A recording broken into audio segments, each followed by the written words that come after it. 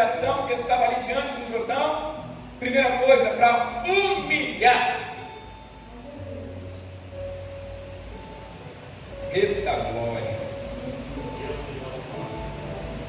Às vezes nós temos orgulho de falar que nunca matamos ninguém, nunca roubamos, nunca mentimos, somos dizimistas, somos ofertantes, oramos, jejuamos, mas somos arrogantes, prepotentes, altivos.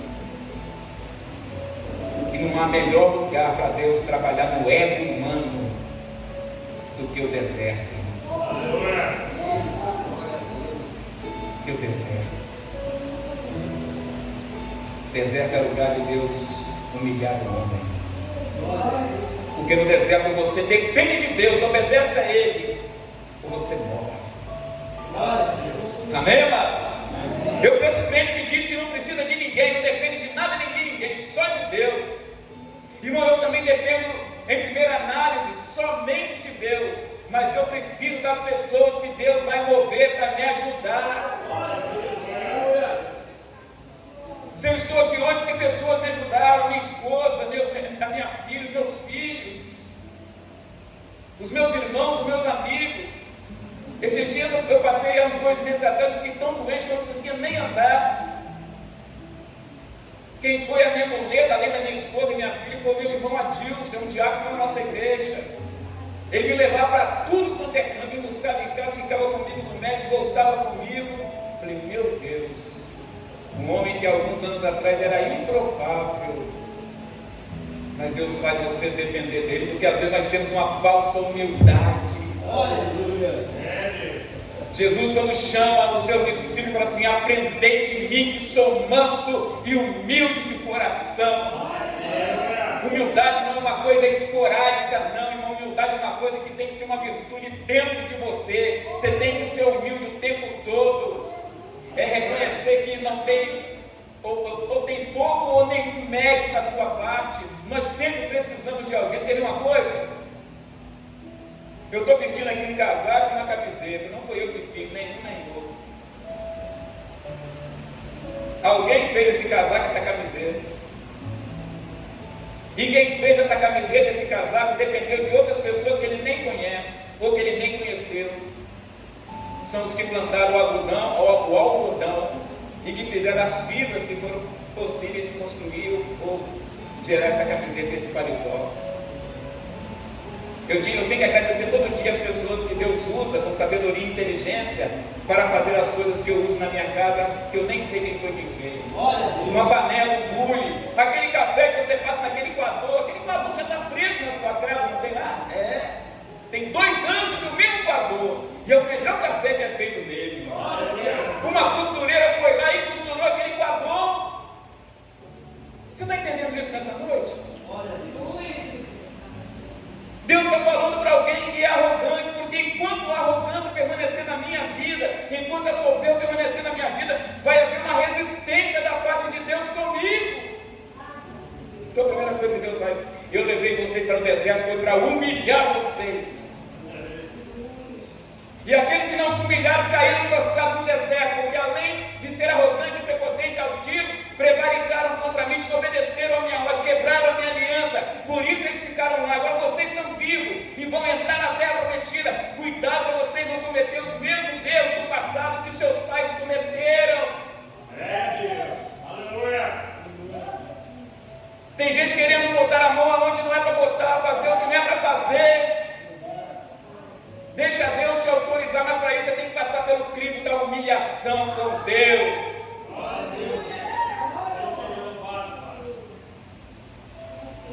Irmão, o apóstolo Paulo é um cara impressionante. Ele vai se autodenunciar quando ele fala sobre o espinho na carne. E foi-me posto um espinho na carne, para que eu não me ensoberbecesse.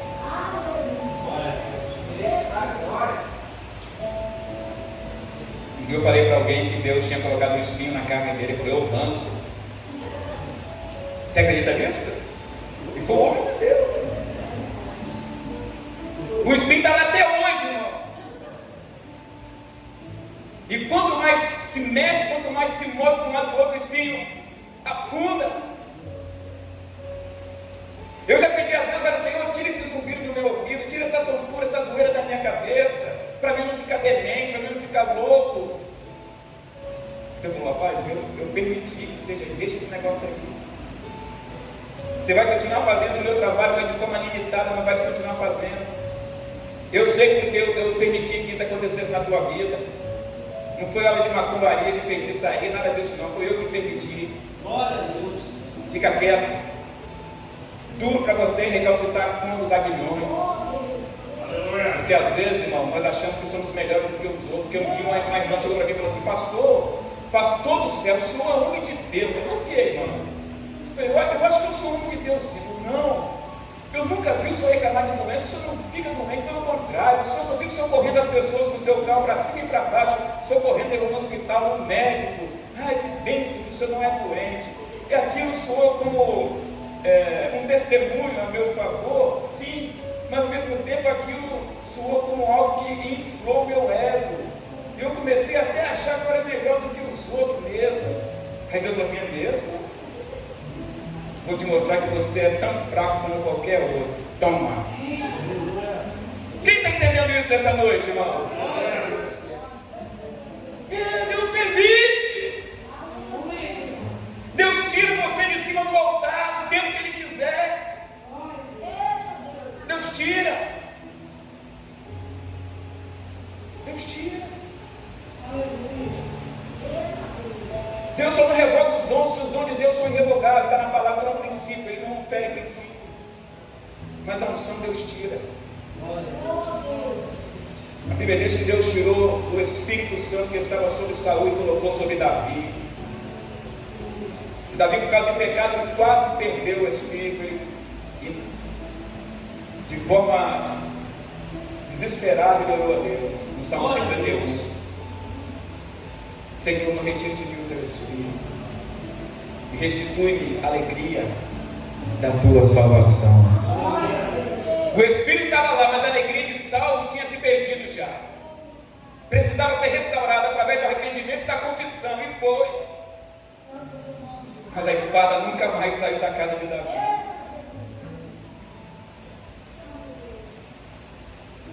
Porque Deus trabalha com seus princípios, mas os princípios de Deus são inegociáveis. Princípios que Deus estabelece são irrevogáveis. E quando Deus fala, é melhor ouvir e atender a voz de Deus. Deus está falando para alguém aqui que está vivendo o flosor da sua vida hoje.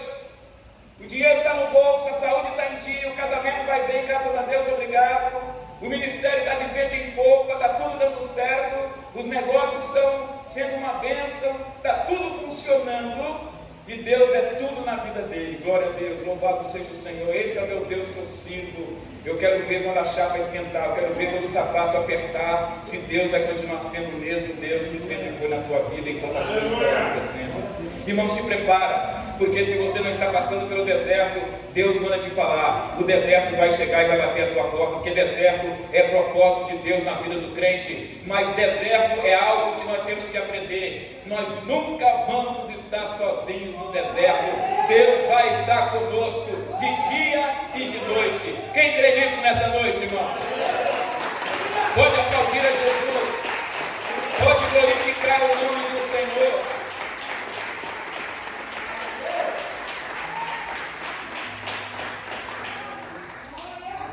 A palavra de Deus nos ensina que durante o dia, que o sol é escaldante, 40, 50, 60, 70 graus, havia uma coluna de nuvem que seguia o povo para aplacar o calor do sol e servir de direção para eles continuarem marchando e andando. Quando aquela coluna de nuvem parava, o arraial também parava. Era a direção que Deus estava dando para Moisés e para o povo hebreu, para o povo de Israel. E durante a noite, onde o frio é congelante, chegando abaixo de 5 graus negativos, havia uma coluna de fogo. Pastor, eu estou vivendo no deserto, mas Deus está contigo. Quem crê nisso nessa noite, irmão? Creia nisso.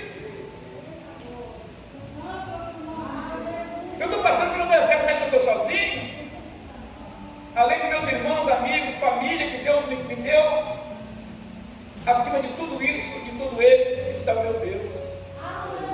Não há um momento que você esteja sozinho, não há um momento. Eu lembro que no dia 18 de junho nós estivemos aqui com a mensagem no Salmo 113, onde falava sobre a magnificência de Deus, a grandeza de Deus naquele salmo. E falava que Deus, Ele se inclina para ver o que se passa no céu e na terra. Os olhos de Deus estão contemplando tudo o que está acontecendo comigo e com você. Você crê nisso nessa noite?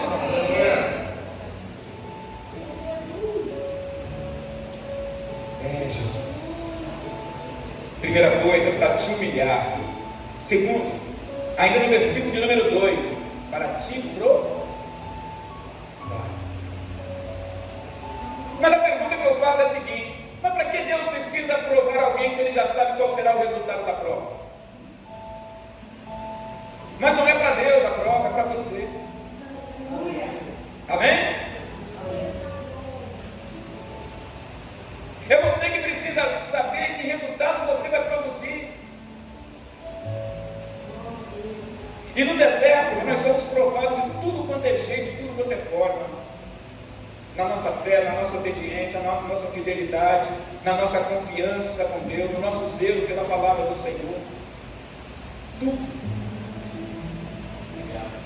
Para que eu preciso saber qual é o resultado da minha prova? Para saber quem sou eu de fato.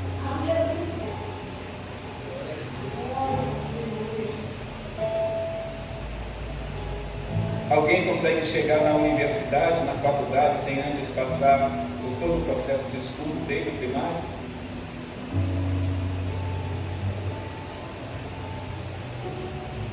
Alguém consegue passar e chegar na faculdade sem fazer o curso, sem fazer o Enem, sem passar com boas notas?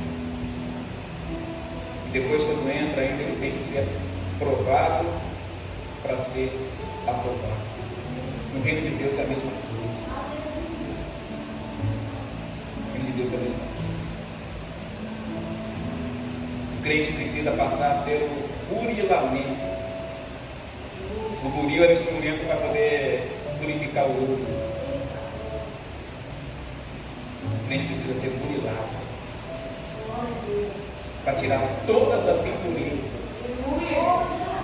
Fica purinho como ouro puro de ouvir. Amém? Mas para isso tem que passar por altas temperaturas do deserto de Deus. É fácil falar: eu sou crente, eu sou um servo de Deus, eu sou uma serva de Deus. Eu quero ver na hora da prova, eu quero ver na hora do deserto. Como eu estava falando hoje na escola dominical, Deus, Ele é bom comigo, porque eu abro a minha geladeira e ela está lotada. Deus é bom comigo, eu abro a minha carteira lotada de notas. Talvez Deus esteja falando com alguém que está cheio de garupa na carteira hoje. Mas amanhã, e quando vier a prova da falta do dinheiro, da falta do alimento, nós vamos aprender isso aqui hoje. Eu sei que talvez você já sabe, mas como Deus mandou falar, o crente tem memória fraca, às vezes sofre até de amnésia espiritual, se esquece do passado que viveu e que passou, deixou de aprender, deixou de tirar lições. Nós temos que tirar lições. E se você pensa que isso aqui só aconteceu no Velho Testamento, no Novo Testamento também aconteceu. Acontece com nós hoje, como aconteceu no Novo Testamento, na dispensação da graça. Lá no livro de Filipenses, o apóstolo Paulo vai dizer que ele tinha experiência de ter abundância, bonança e também de escassez e até de passar fome.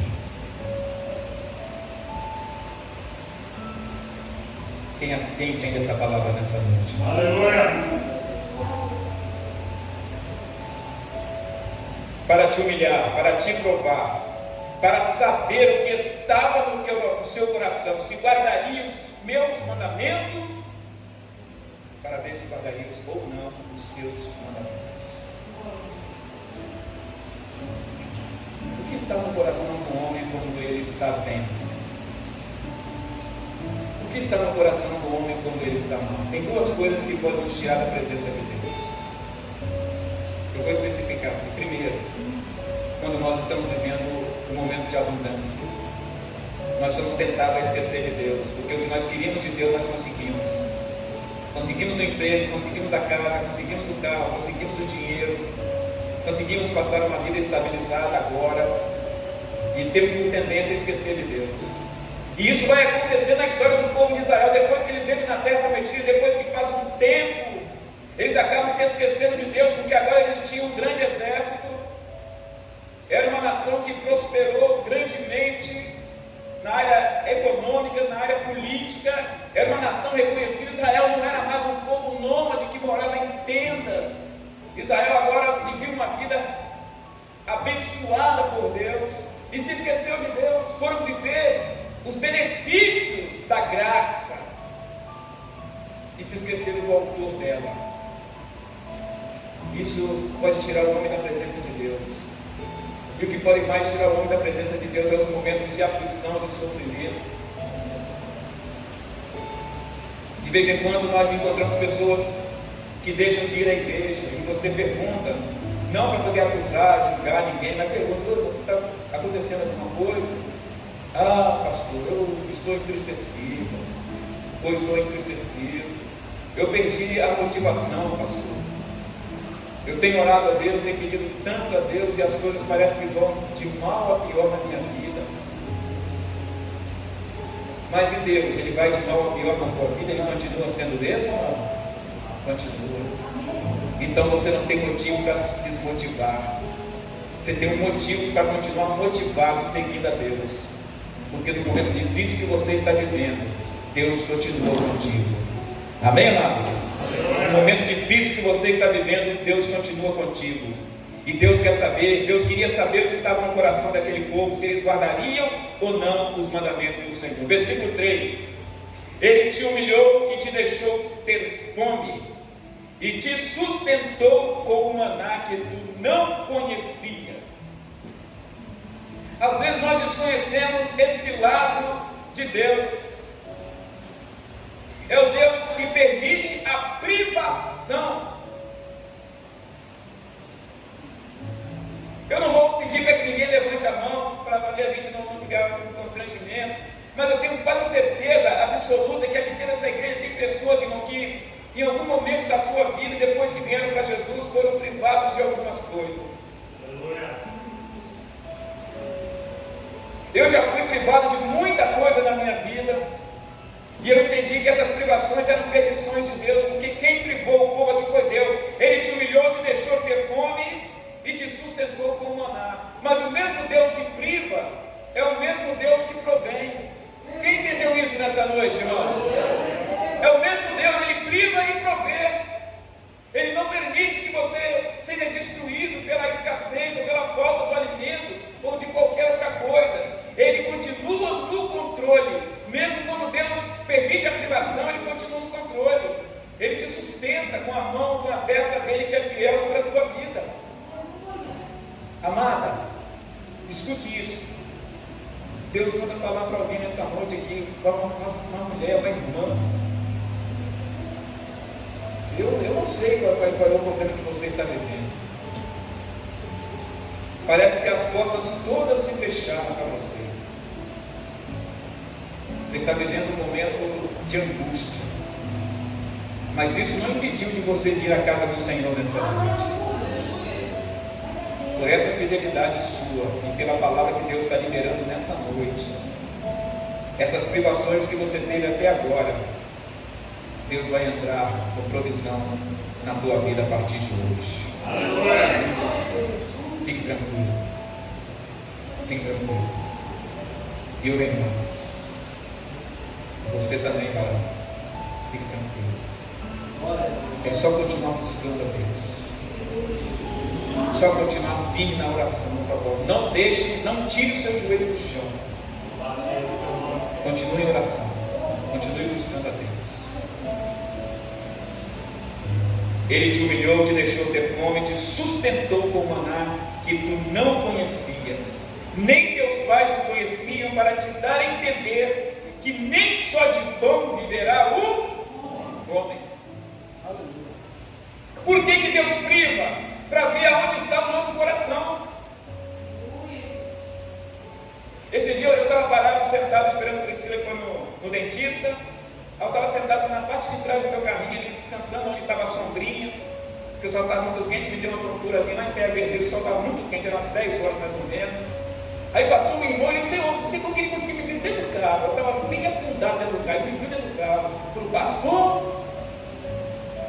Varão, está tudo bem? Está tudo bem? O senhor, pastor? Eu falei: está tudo bem, eu estou meio tonto aqui, mas está tranquilo. Mas o que o senhor tem? Eu falei: labirintite. Eu falei: irmão, não estou bem, pastor, só que eu estou a pé. Pastor, Deus me tirou o carro. Você acredita que ele falou assim, irmão? Deus tirou o carro dele? Só que Deus me tirou e eu entendi por que Deus me tirou, pastor. Primeiro é para me dar um refresco, porque eu era igual o senhor. Não sabia dizer não para ninguém. Tudo que me pedia eu fazia a tempo e a hora, ao bel prazer e da vontade de todo mundo. E outra coisa, pastor, olha só como é que eu... O senhor lembra de mim como é que eu estava? Eu lembro, você tinha uma boia na barriga. Eu falei: pois é, eu não tenho essa boia mais, porque eu e minha esposa nós estamos caminhando, fazendo caminhada. Então Deus me privou do carro para o meu bem. E eu não nasci sentado em cima de um carro. Ele falando comigo. E Deus, nisso Deus estava falando comigo também. Porque às vezes, irmão, nós questionamos a bondade de Deus, questionamos o amor de Deus, porque Deus vem e nos tira algo que nós consideramos essencial para a nossa vida. Essencial para a nossa vida é a presença do Espírito Santo de Deus, é a presença de Deus na nossa vida. Ele é essencial. Nem só de pão viverá o homem. Glória a Deus. Eu lembro que depois de Jesus ter multiplicado pela primeira vez os pães e os peixes, 5.000 homens comeram, fora meninos e mulheres, 12, 15.000 pessoas comeram. Jesus então manda recolher 12 cestos de pão, os discípulos lá recolhem. Jesus entra no barco com seus discípulos e vai para uma certa cidade. Aquelas pessoas que tinham comido e se fartaram, a barriga começou a roncar outra vez. Eles pegaram seus barquinhos e foram atrás de Jesus. Preste atenção nisso. Você que é servo de Deus, você que é servo de Deus, foram atrás de Jesus. Remaram, até que em um determinado momento eles chegaram num porto, lá estava